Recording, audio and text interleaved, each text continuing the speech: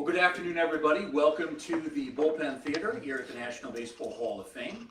I also want to welcome those of you watching on Facebook Live. Today is a special edition of the Hall of Fame's Author Series.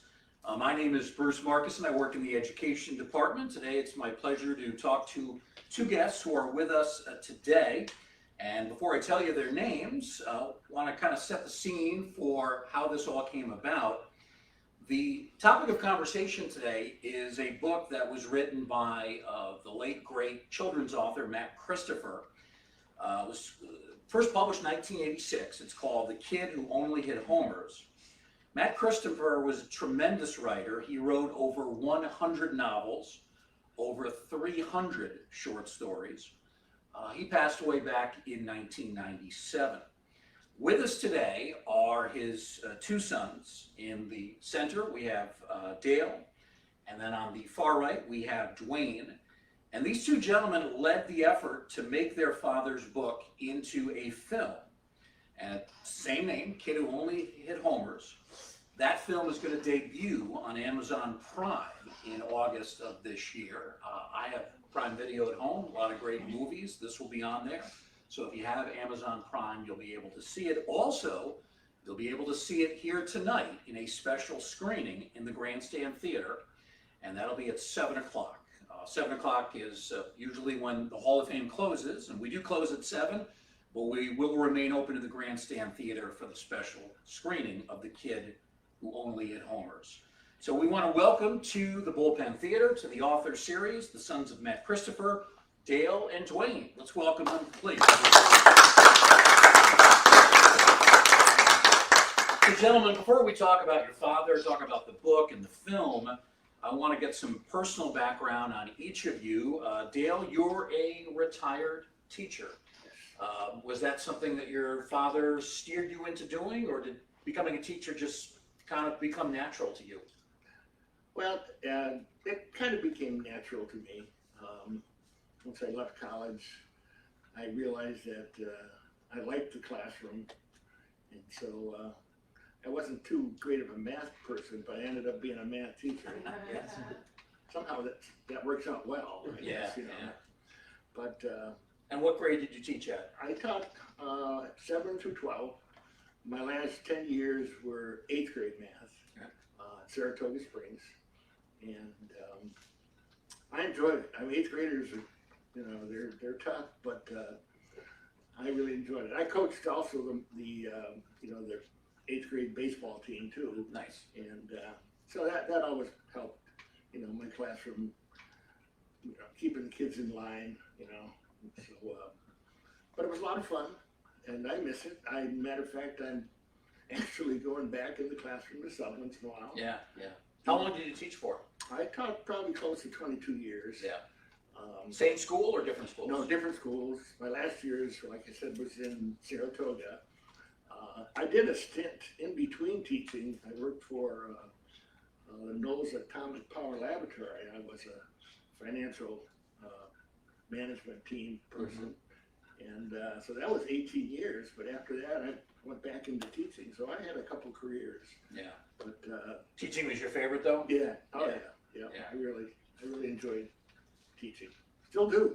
Yeah. So. Yeah. Duane, you've chosen a different path. You're not retired. You're still a landscape architect. How'd that come about?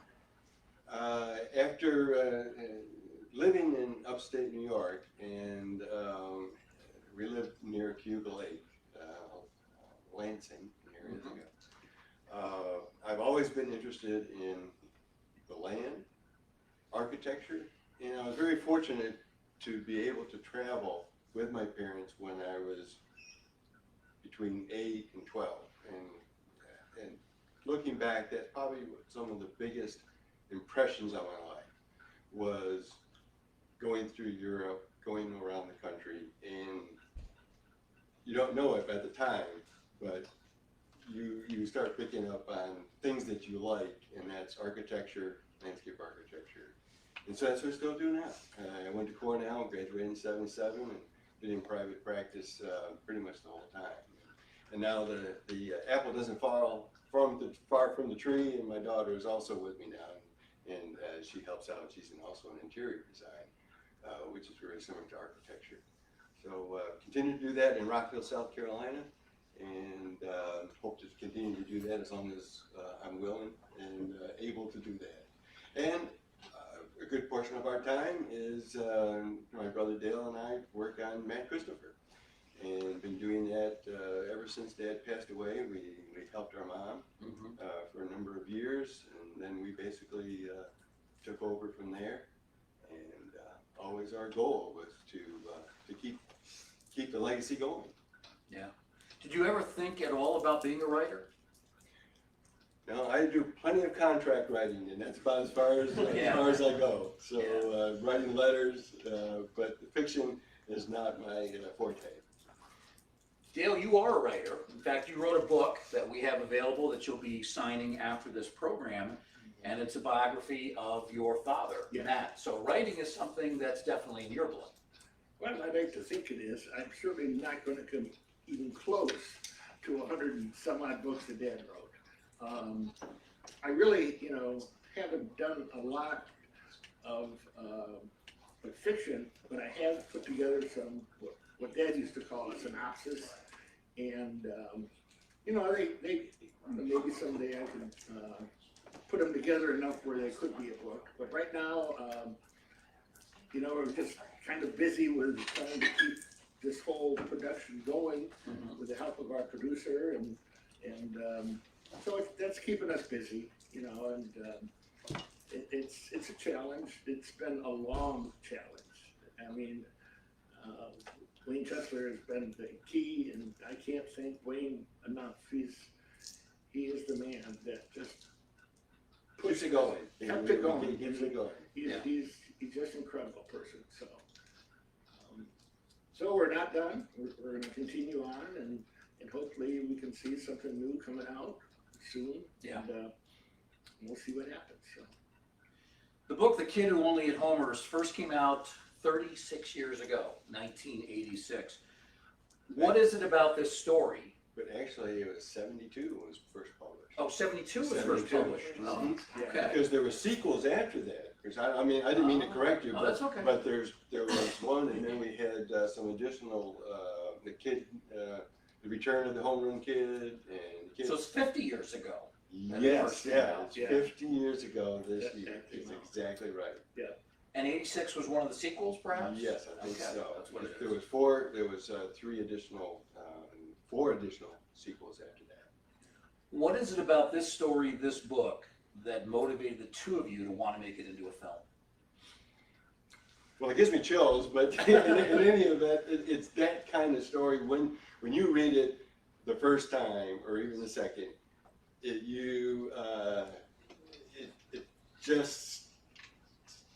it's a stimulating book, and it also was one of the most popular. It was probably the most sold. Dale. It really, the essence behind it, and Dad liked science fiction. He liked, of course, he loved sports. He loved magic, and he just liked all of that type of thing. And as much as he could, he tried to put them into a story. And this is a compilation of all of that. I think just the whole idea of having, going back in time and having this. I don't want to give the movie away if you haven't seen it, or the book, but it's just stimulating, and it's very wholesome, and that was, and still is, something that Dad always had in his books. It was a good family story, and any one of the books that you were to pick up today of Dad's, even the backlist, as we call them, there's always a good ending. It wasn't a sad ending, it's always a good ending, and it always had a moral to it, and a good family structure to it, and something I think we really need today. Yeah. In a lot of our, in our literature with kids. Do you think this was his favorite book? Oh, without a doubt. But this one, and he even really liked the Return also, but I think this was his favorite.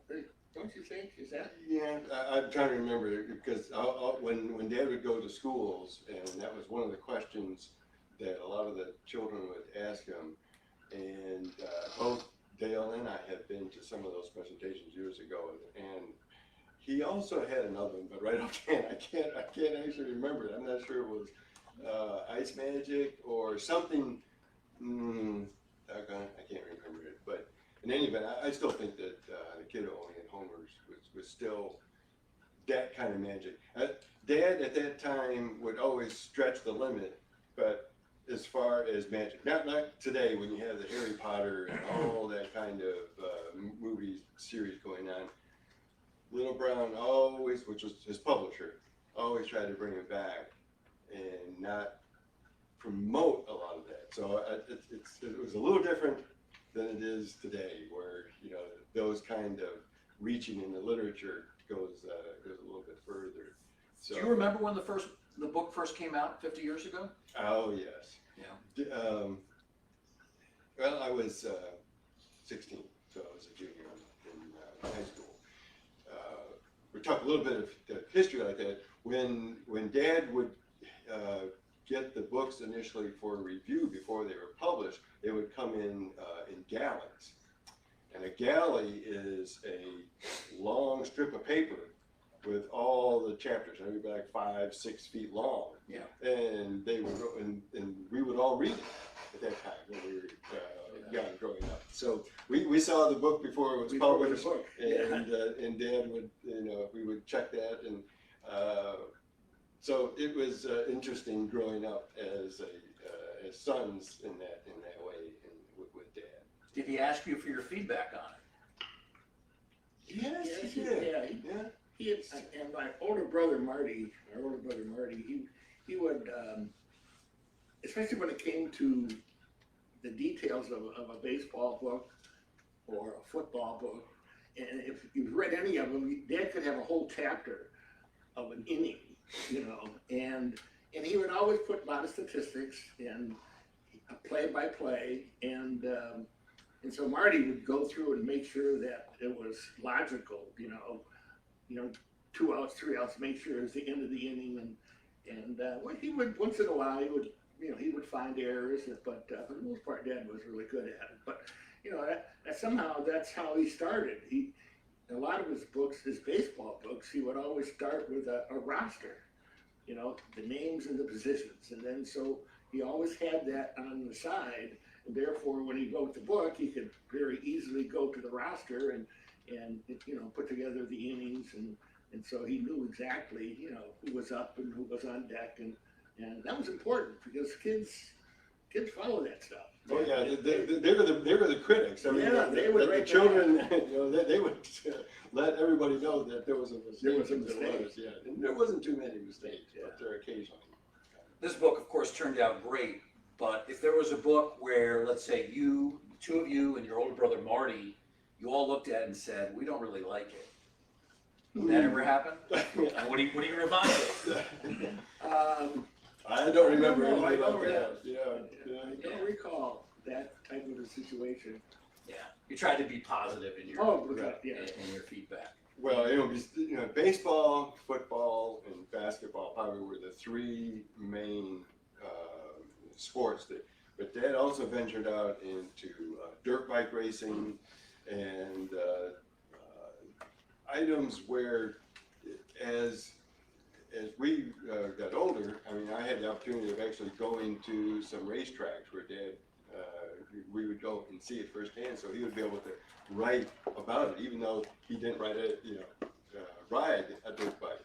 So that was also fun. So you would do that. Would you say baseball was the favorite of all his sports? Oh, without a doubt. Yeah, I think so. you really love the game. Yeah. Well, he played the game. He When you was. grew up with a family, Yeah. they had a built-in baseball team. Yeah, He it was had all 6 brothers. brothers, and so they played. Really? And many of his brothers too were excellent baseball Baseball players. players. And they, I'm not sure if they all went to semi-pro, but or at least they tried. Others did, yeah. Tell us what he was like as a father. Was he strict? Was he a disciplinarian? Was he a little more laid back? Let's start with you, Dave. think Dad was pretty strict. He wasn't always. I mean, he was a lot of fun, but he meant well with us. I mean, I can recall hearing the belt come off. I mean, that was a distinct sound, and you knew you did something that was inappropriate. But on the other hand, that he was a good coach. I mean, he was coached our baseball team at one point. I'm pretty sure his Uncle Freddie. And but Dad was busy. I mean, Dad was constant. Once he stopped his daytime job, and he worked at that typewriter all the time, and he was just amazing. And I mean, he would get up in the middle of the night and write. I mean, something would come to his head, and he didn't want to lose it, and so he would get up and he would write. But I don't know, he was pretty firm, but he was, I mean, once I was older, he let me use the car. That was important. Sure. And then I went to college, and he, even after 1 year, he let me take the vehicle, which surprised me. It was just something I didn't expect from Dad. And, but, Duane, how about your perspective on your father? He was a very giving father. We had a very giving, loving family, mom and dad. They would do everything for their children. And along with that comes responsibility and discipline. There's no doubt about it. But as I was the youngest, I was at home when Dad was working from home. So, and again, like I said earlier, I was fortunate to be with them and travel. So he was strict. He was the oldest of his family. He was a leader of his family. So he instilled that kind of family leadership in us. And in addition to that, I mean, you never heard any swear word. Didn't smoke. We went to church. We prayed. And you didn't lie. Yeah. And you helped your family. And I think that he spread that in his life of all his spheres. And he loved children.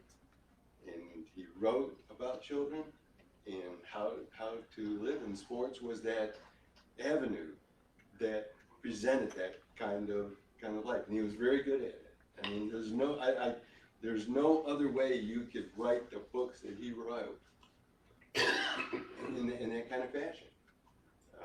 And it came out, and we hear that to this day. The letters that Dad used to get, and Dale's get from parents, from children, that they like the books, and even or some of the audience has repeated that. Mm-hmm. So it was fun,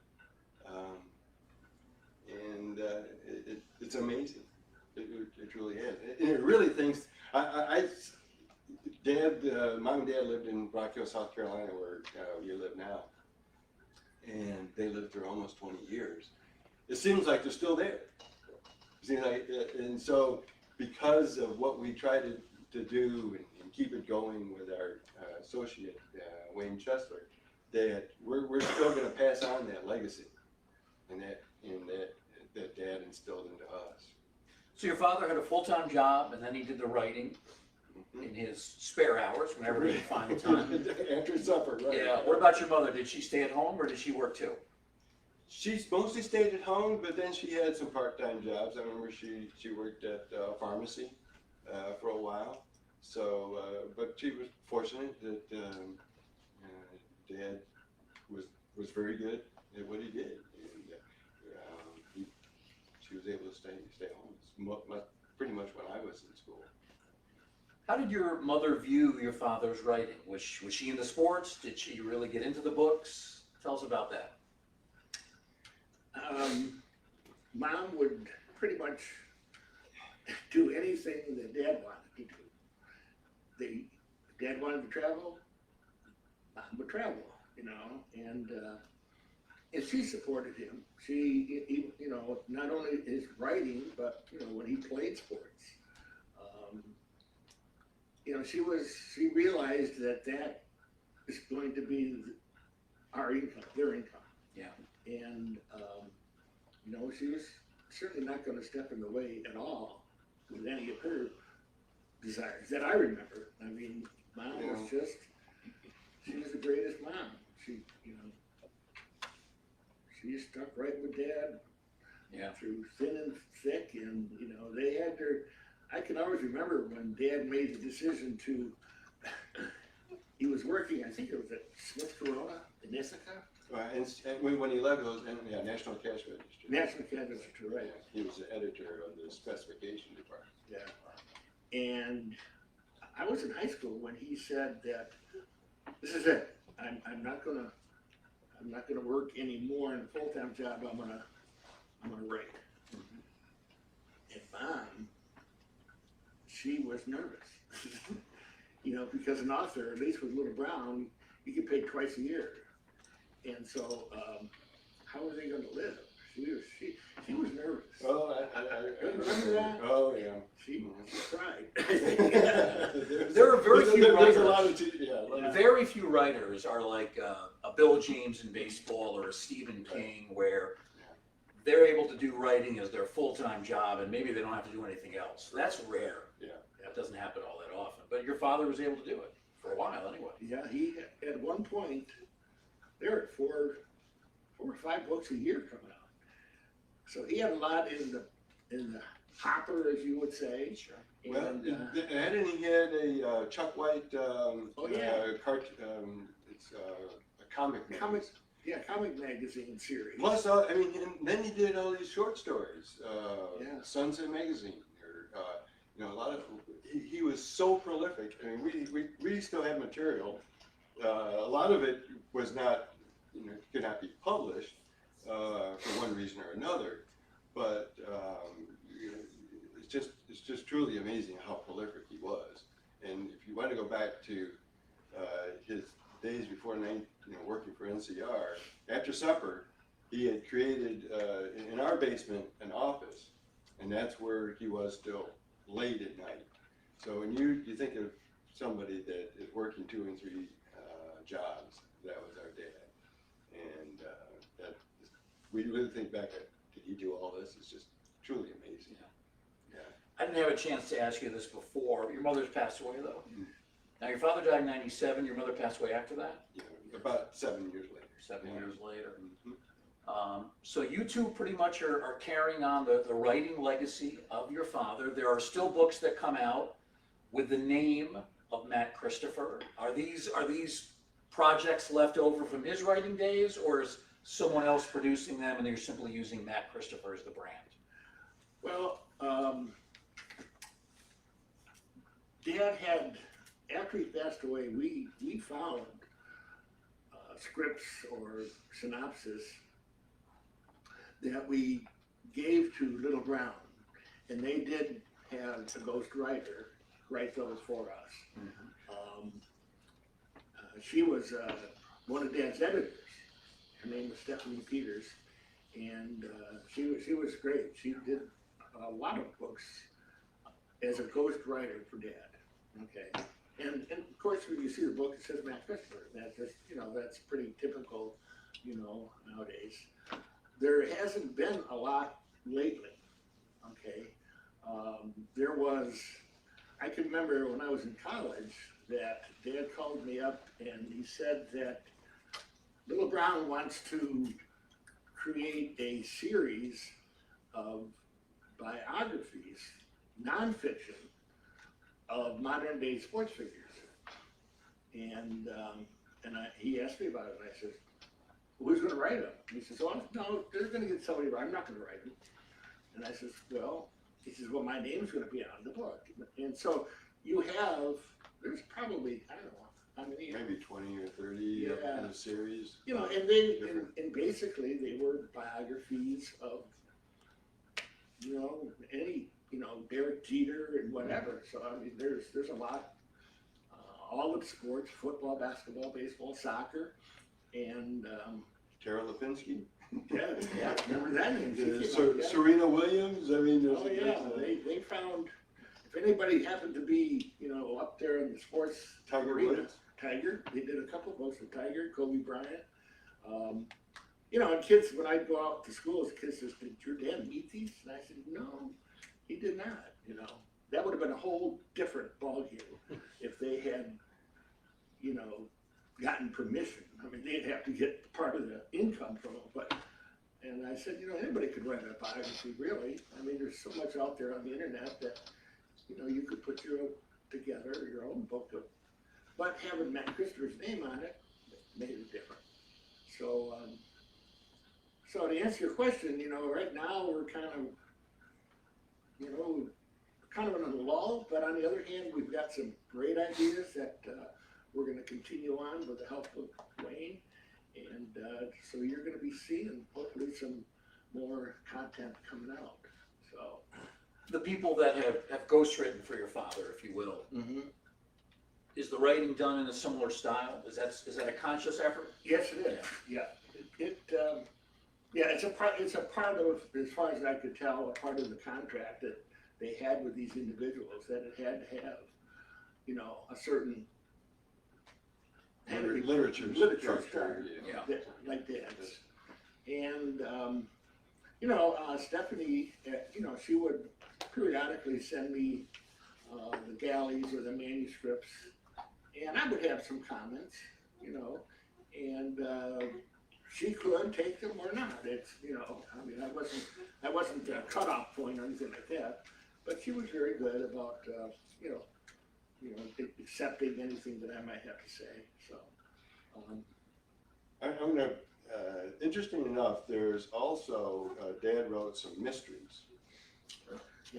And they were under a different name because that was purposely done by Little Brown, and they are the same age genre. But on the other hand, there's opportunities for us to look at those, and also adventure books.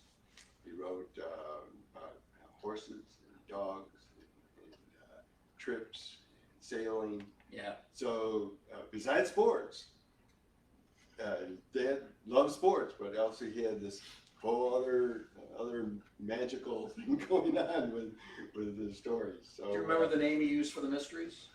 Frederick Martin. that was Frederick Martin. Okay, Yeah, I'll have to look those up. Yeah. That's his pen name.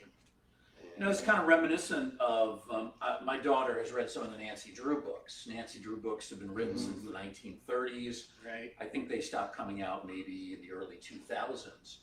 And they were generally under the name of Carolyn Keene, who was not a real person's name. That was the pseudonym that was used by many different writers, but they all produced a very similar style. So something similar going on here. We do have a few minutes remaining here in the bullpen with Dale and Duane before we head out into the atrium for the signing. I want to spend our last few minutes talking about this book and about the film. Now the book, I haven't read the book, but I certainly have read about it. Basically the story, as I understand, this young boy is not very good at baseball. He has then a meeting, I guess, with Babe Ruth or Babe Ruth's ghost. All of a sudden he is able to hit home runs, and that's all he hits. But then he gets a little bit of a big head, his ego gets in the way, and that creates some problems. So that's essentially the gist of it, right? Pretty much so. Yeah. Yeah. So let's talk about the process of making this book into a film, and you guys really led this effort. When did that start? Well, it was 10 years ago, Wayne. Mhm. I think it's been close to 10 years. And It was both your ideas or one of your ideas? Well, here's the thing. Even previous to that, there were entities that held the rights of it because they were actually trying to produce the movie. So an attorney would represent a group of investors, and they would hold on. So it took. There was an option on the book. I mean, it must have been 12, 16, 18 years And it wasn't until that was finally released and they gave up that we were able to get that rights back. And then when Wayne approached us, then that process started. So a lot So of Wayne times, approached you, not the other way around. correct. Correct. Okay. How did that go? Great. Yeah, well, we met in Manhattan, and it started from there. It was just, So I mean, he wanted to do it. He's got his own story about it. We have all the emails back then, all these years. So there's a whole story just about making the story of the kid only at home. yeah. So it's been an adventure just getting there. It's been quite a ride. Yeah. But he was encouraging from the start. That made you optimistic that this was going to get done. Yeah, he was not going to give up. Yeah, it's like Dad's philosophy. You know, he would send, Dad would send out 10 manuscript 100 times, and maybe finally that one would come back as a sale. You'd never give up. I mean, that is that's a philosophy that follows through all of us. And I'm saying the brothers and Wayne as a brother, that we're not going to give up, and we're going to continue to move forward with the kid, you know, hitting more homers, and he'll come back again. Yeah. Once you made the deal to do the film, how important was it for you to both have input into how the film came out? Yeah, it was important. Yeah, it was. You know, the process was true there, and you know, because you know, as we said, the book that Dad wrote was back in the '70s. So, and when you watch the movie, it's present day. So there's 30 years or more of differences. So no one's wearing bell-bottom jeans, tie-dye shirts, none of that. Yeah, you know, and you know, the kids use metal bats. Back when Dad wrote all these books, they're all wooden bats. I mean, that's just one of the examples. But you know, it was necessary in order to make these subtle changes that made the movie successful. That we just, you know, it wasn't, you know, it was a conscious effort going through it. You know, Wayne would send us the script. We'd go through it, you know, and he would say that we're going to make these changes, and I don't recall ever saying no. I mean, you know, what he was saying and what he was asking us to review or whatever, it was fine. We were on our way. He was on the way, and so were we. So it was really important that we continue that effort. So. And I would guess it was important that it be a G-rated film. This was going to be a kids' movie. Yeah. This was going to be very wholesome, and that's something that's been carried through. Yes. Yeah. It had to have the flavor of Dad, and it did. It does. So that's why it's so important that we continue this effort, because I just don't think there's a lot of good films out there. I mean, there are, but I'm being For kids specifically, yeah. Yeah. So I'm being prejudiced, but the thing is I think it's true. I think we need to see more of these. And Were either of you on set for filming at any point? Oh yeah, we went down. What's it? Last February, 2 years ago. 2 years. Wow. And where did the filming take place? Orlando, outside of Orlando. So it was down in Florida. Down in So Florida. you're there for the entire time? No, we were there just for 3 or 4 days. We were on some of the scenes that were on the baseball field, and watched some of the game parts and stuff like that. So Yeah, that's lots of fun. That must have been a lot. that was a lot of fun. Yeah. That was really outstanding. If it was me though, I'd be very tempted to say, "Oh, let's do that scene again," but try some. Did you have to resist that? Well, No, they did it. They did it. That's what they did that scene over and over and over again. Yeah. And the kids were just amazing. I mean, you know, they were so Enthusiastic. It didn't matter if they did the same thing over 10 times, you know, and it was such a thrill to be there. I mean, You talked to the actors? yeah, oh yeah. Yeah, well, the main actor's here.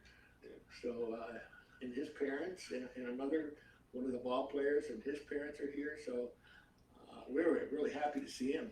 Jeez. I didn't think they had grown that much. So they're ready for. I think they're ready for another sequel. So, but it was just tremendous. When they showed you the final print, were you nervous? And then after you saw the film, how'd you feel? Well, you know, we actually didn't really get to see that final print. We saw.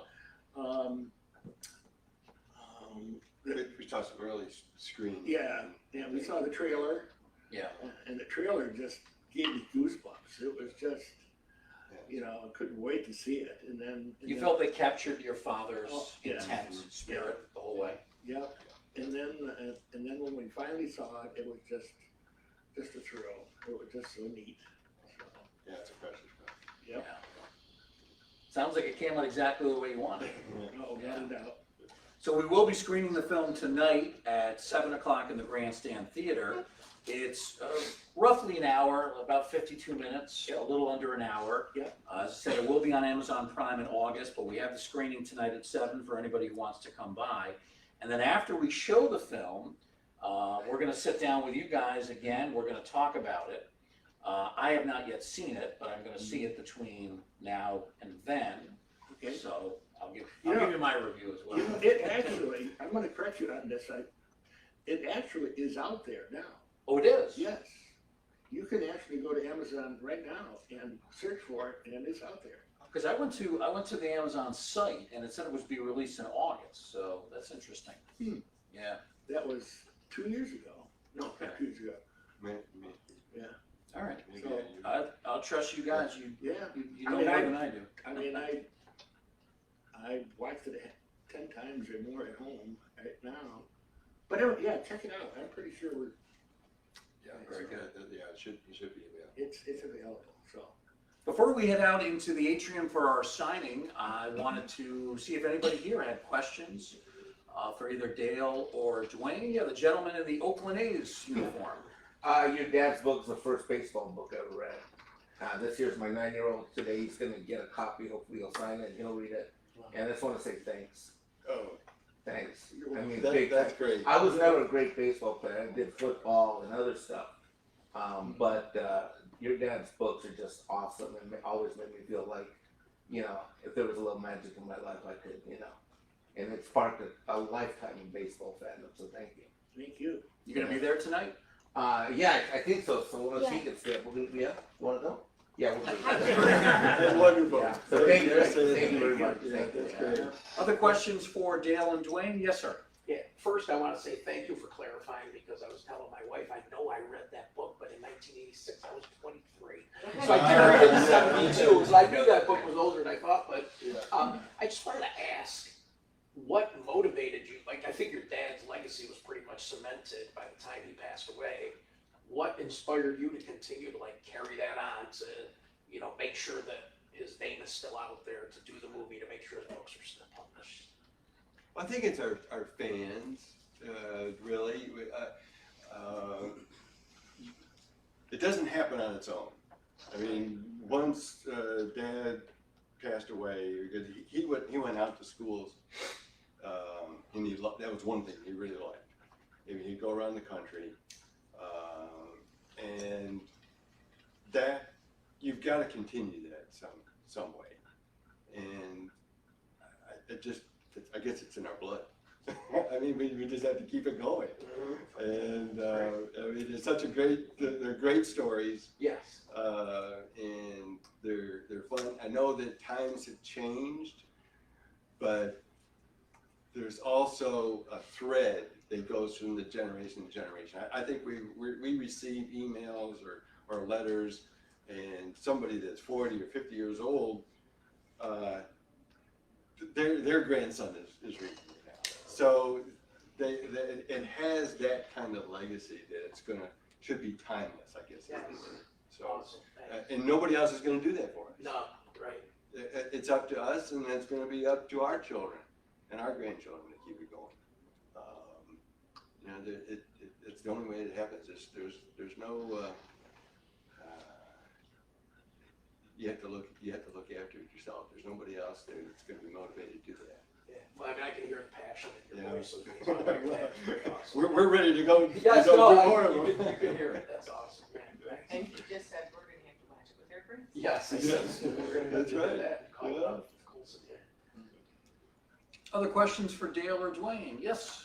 So like, kind of just, I was just, you know, just all of a sudden this just came into my head like, hey, well that's pretty cool. And then all of a sudden I just get introduced and I'm like, holy moly. And a whole new wave opens up and I'm like, and my dad had just like reading this first baseball which he's ever read.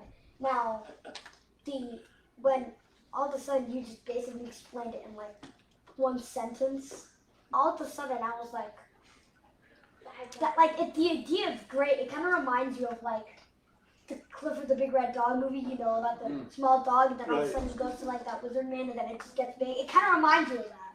And the idea is just combining magic with like your favorite sports. Like combining two things sometimes doesn't make a really good thing, but this time it made an amazing thing, and I cannot wait to see it in the theater. Yeah. I think he's that's more a good excited one. than you Yeah, two. Very good. Thank you for saying that. Yeah. Yes, over here. So, as sons, with that big responsibility, when you actually saw the trailer or the finished product, did it bring tears to your eyes? Yeah.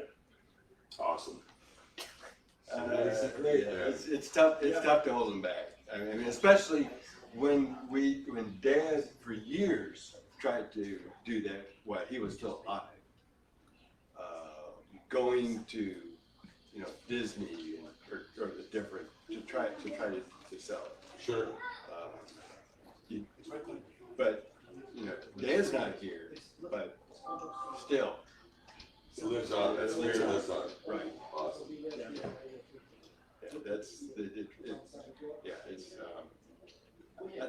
I know I cried when it came out. I saw it, and I'm sure that they. Final question for me. Okay. Sequel.